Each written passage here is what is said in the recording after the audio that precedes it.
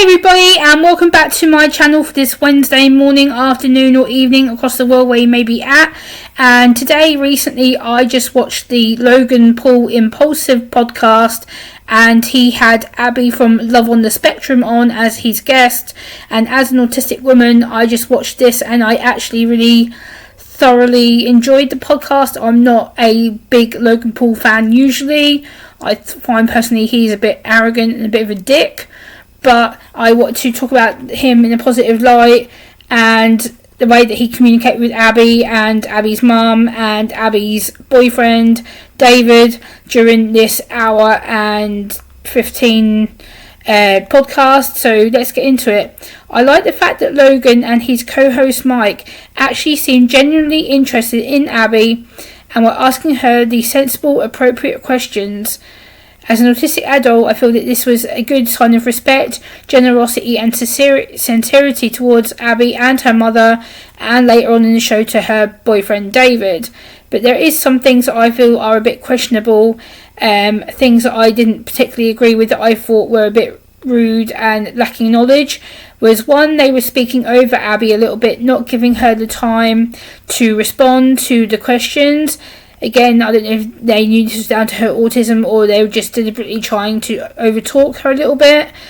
Also, I thought it was good that they were having her family there to support her on the podcast. I think this was a good move to help with her sensory anxieties, her general anxiety, and to help with her autism.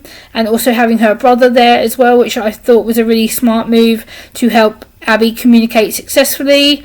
I'm also happy to note how Abbey is a Star Wars fan. As a fellow autistic woman, I am a mega Star Wars fan. I love the fact that she celebrates it with such passion and enthusiasm. Then we get into the ABA therapy talk, which, oh no, Logan Paul and Mike, why? Why did you let them talk about ABA therapy? ABA therapy, as a lot of you guys know, stands for Applied Behaviour Analysis, which basically is a way to make autistic people and people with disabilities conform to the neurotypical standard of behaviour, to make us conform to the everyday societal expected behaviour stereotypical box. And I really don't agree with this. I don't agree with the way it was brought up. I don't agree with the way it was promoted by Abby's mum. I know she did say it is a controversial topic. I respect her for that. I know she was meaning well, but again, to bring that subject up on a podcast like Logan Paul probably wasn't the smartest choice to bring that up. I know that will get probably quite a lot of kickback because ABA is very controversial topic and subject within the autism and disability communities that I've seen around the YouTube and social media platforms, on various platforms that I've seen ABA being talked about in not the best light at all. Let's be frank about it. And then also ABA is about making people conform to the societal box. It's making people do as they're told and do eye contact when it is not needed or essential, and getting us to answer like neurotypical people when we are not neurotypical people, and that really did make me go down the wrong way with me. Again, one thing that I did like the fact that was they gave Abbey and her boyfriend David a chance to talk about their special interests, what they were passionate about and what they like to do, what kind of movies they like to watch, and I think that was a really nice move to get to know them as people and understand that autism is a very wide spectrum. I think they actually did their due diligence. Sorry, I'm trying to get my words out. I've just watched it. I think Logan Paul and Mike, and obviously Logan Paul's research team, must have done quite a bit of research about Love on the Spectrum. And I must say, as an autistic woman, I was not a fan of Love on the Spectrum at all. I found it very extortionate. I found it that it was exploiting autistic people for public media scrutiny, and I just didn't agree with the way that autistic people were put into awkward situations to forcibly communicate and to be filmed in places which were completely inappropriate to be filmed in, like noisy, crowded places, which is one of our triggers. A lot of autistic people don't deal well with noise or with crowds, so therefore I disagree with the way that it was put across.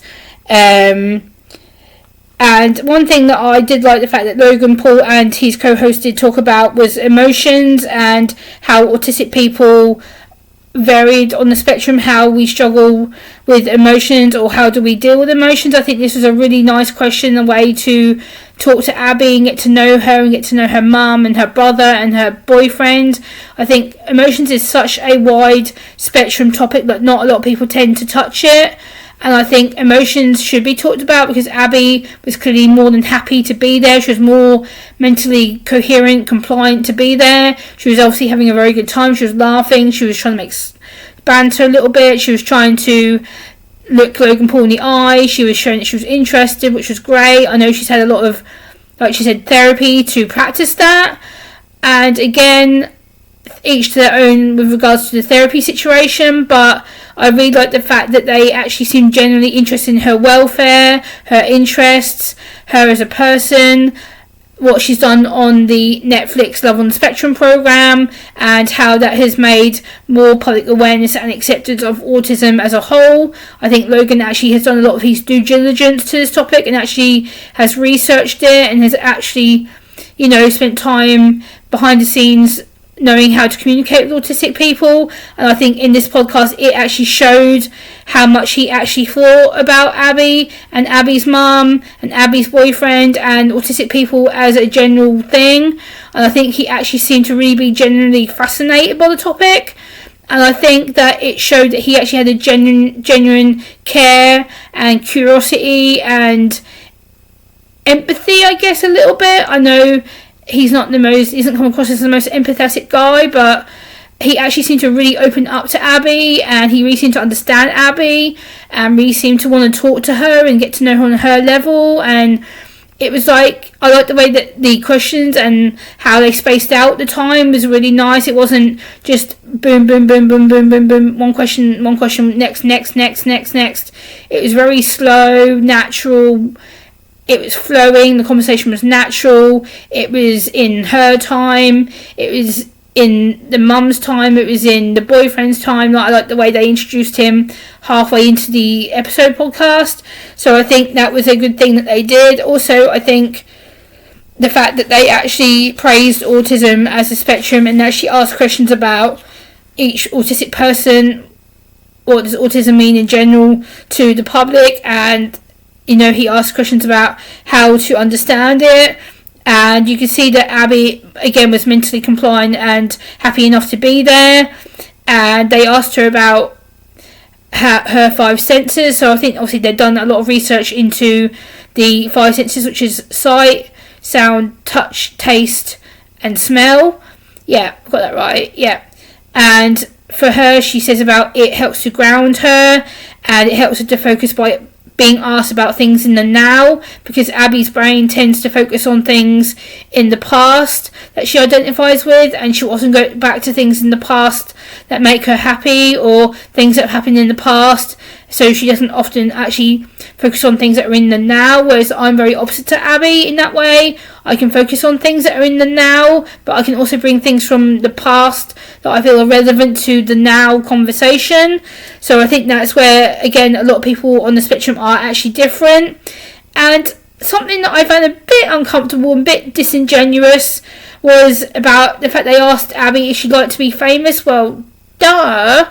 That kind of question is just a completely misleading question, because, again, it was like, oh, well, do you like being famous, Abbey? Well, of course she is. She's having the time of her life. She's getting money on every single podcast she's going on. She's getting fame. She's getting people recognising her. She's getting selfies and stuff. And also she's getting a lot of promotional materials given to her. She's getting a lot of podcast time, a lot of film premiere time. She's getting a lot of, people interested in her story, her autism, the way that she is, who she is as a person, her experience of being on Netflix with the Love on the Spectrum production. It kind of seemed to be an automatic assumption. It's like, oh, but Abbey, you must like being famous. Like, don't put words into her mouth. I found that really a bit disingenuous. But I also like the fact that they actually brought Abbey's boyfriend David onto the show halfway.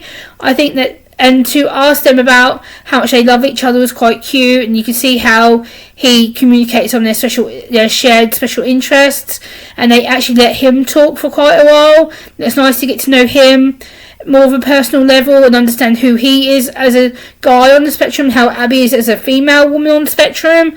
I think also they talked about love languages and how to show affection for people. Again, I don't think Abbey or David really recognised the question. I think Logan Paul did his best to rephrase it, but I think again it didn't click with Abbey or David necessarily. But I think it was good the way he phrased it. It was like, so what do you think about your love languages? What are your...